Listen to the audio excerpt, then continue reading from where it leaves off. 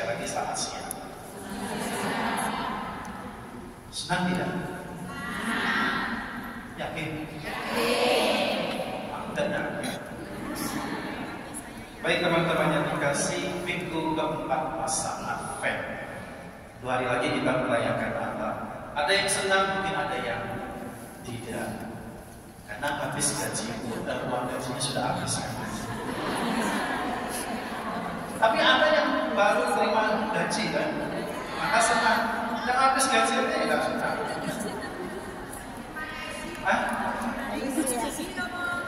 Masih? Iya, syukur alhamdulillah. Kalau masih. Baik teman-teman yang terkasih, saya lihat di Facebook. Saya kan sudah lama juga tidak upload, tapi saya lihat-lihat aja. Teman-teman, kadang saya suka nge-like aja gitu ya, tapi nggak komen. Saya nge-like. Kalau yang bagus-bagus, ini cantik-cantik.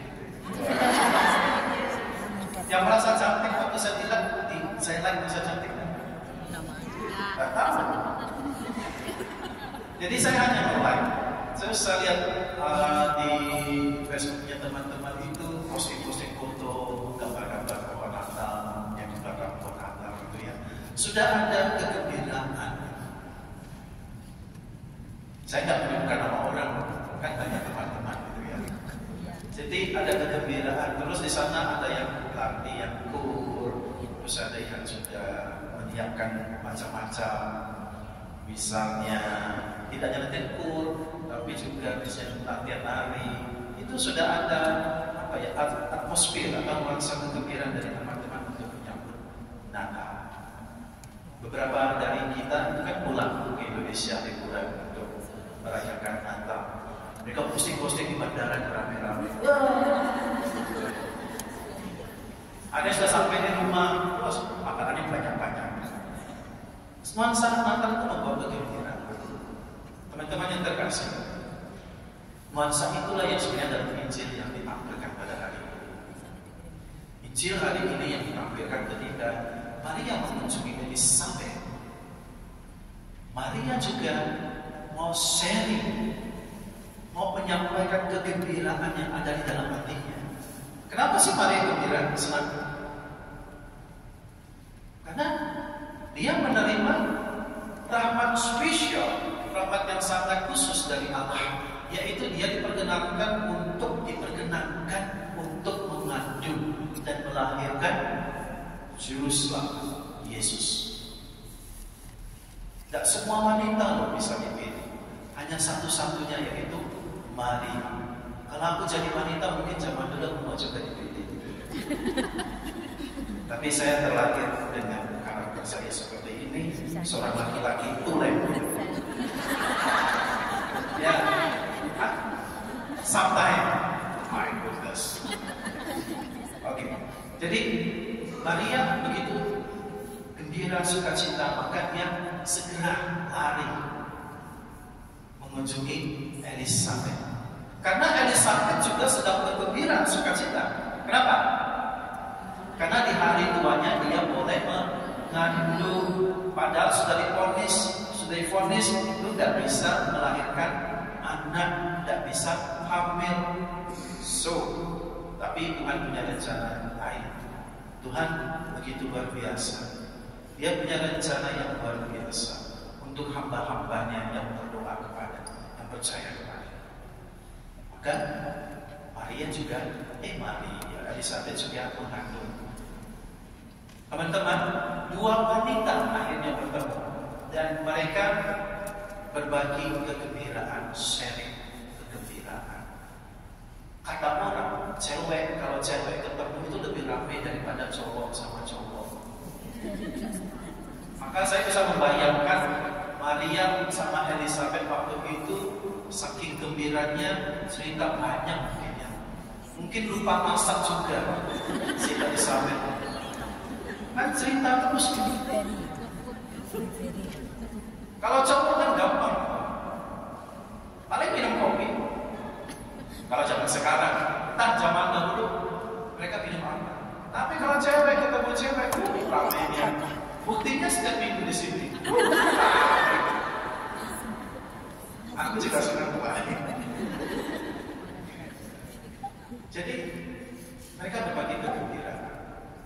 Nah teman-teman, itulah Allah, Tuhan yang hadir, Yesus yang hadir, sudah sebenarnya mau menyatakan rasa kegembiraan.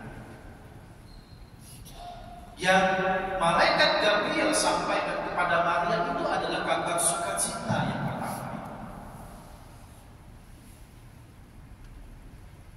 Kabar sukacita. Apa yang dikabarkan? Yaitu Allah sendiri yang mau datang di tengah-tengah kita. Maka itu kabar sukacita yang luar biasa. Anda kan kalau mau pulang ke Indonesia kan kirim kabar dulu. Weh, aku mau pulang.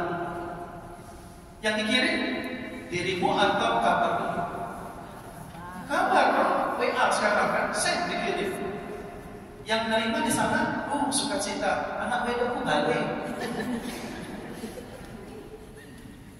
Ya. Anda kirim kabar kepada anak-anak Anda. Ih, mami pulang, sukacita. Maka sebenarnya yang pertama kali itu adalah kabar sukacita. Dan itu diterima oleh Maria. Dan Maria langsung berbagi kabar sukacita itu kepada Elizabeth.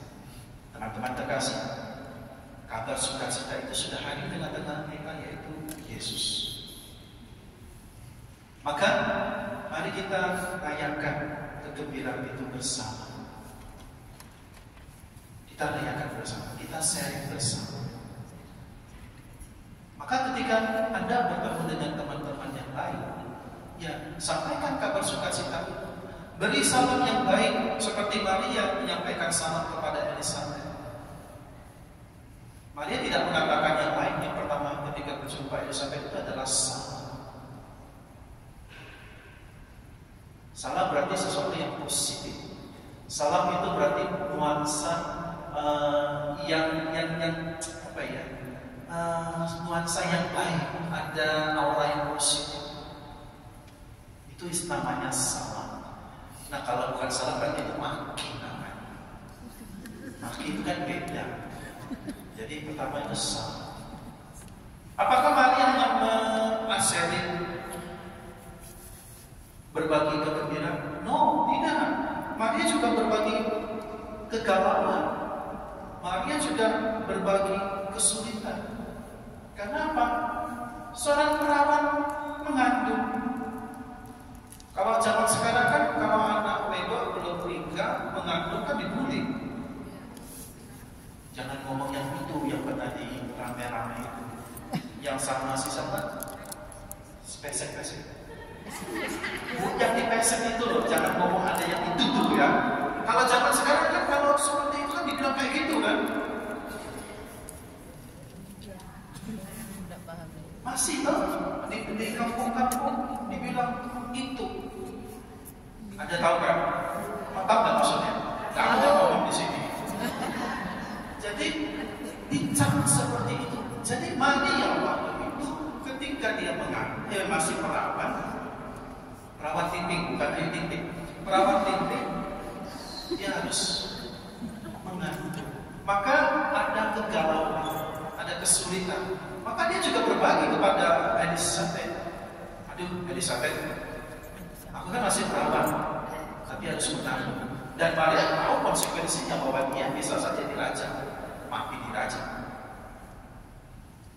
Nah, teman-teman yang terkasih, dalam keadaan begitu, saya yakin bahwa Elizabeth waktu itu dia mendukung Maria, dia support Maria. Maka kita di sini sebagai satu keluarga, ketika berjumpa dengan teman-teman yang lain yang datang, yang pertama lihat kasih dia salam, senyum di bibir, senyum manis, jangan senyum kecil. Jadi senyum manis, supaya ketika teman kita melihat kita tersenyum, hatinya yang sedang gundah mungkin sedikit ada yang tersenyum kepada saya. Ya dong. Kenapa sih misalnya banyak teman-teman yang lain tidak ke gereja? Kenapa? Karena mereka merasa ketika di komunitas malah tidak tidak mendapatkan dukungan, support, diomongin, dirasani,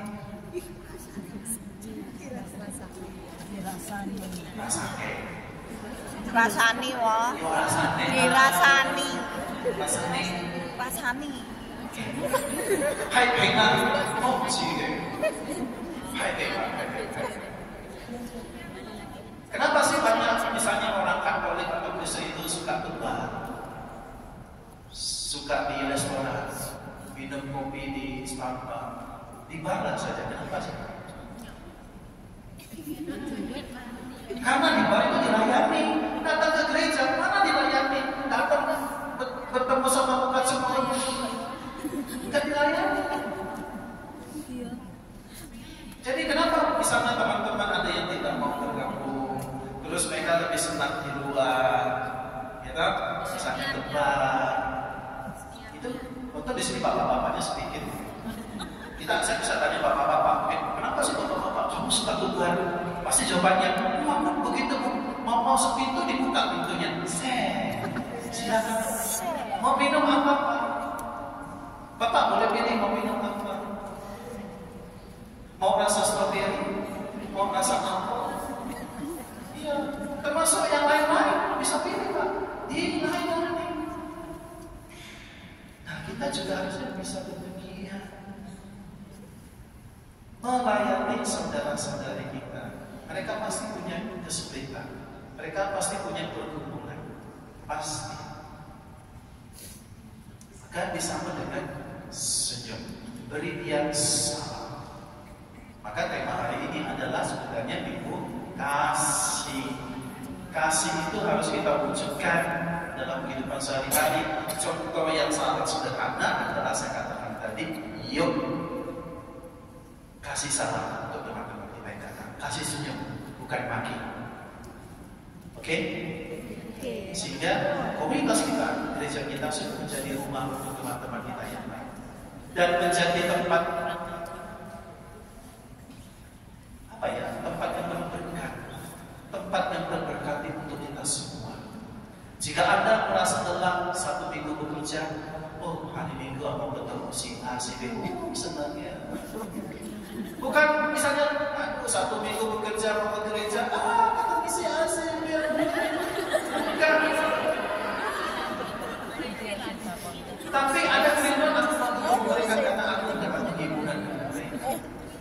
Dan itu sebenarnya hiburan dari Tuhan. Karena kita kan anak-anak Tuhan, bukan anak setan. Maka jadilah anak-anak Tuhan yang bisa berbagi kasih. Karena tema minggu ini adalah kasih. Amin, teman-teman.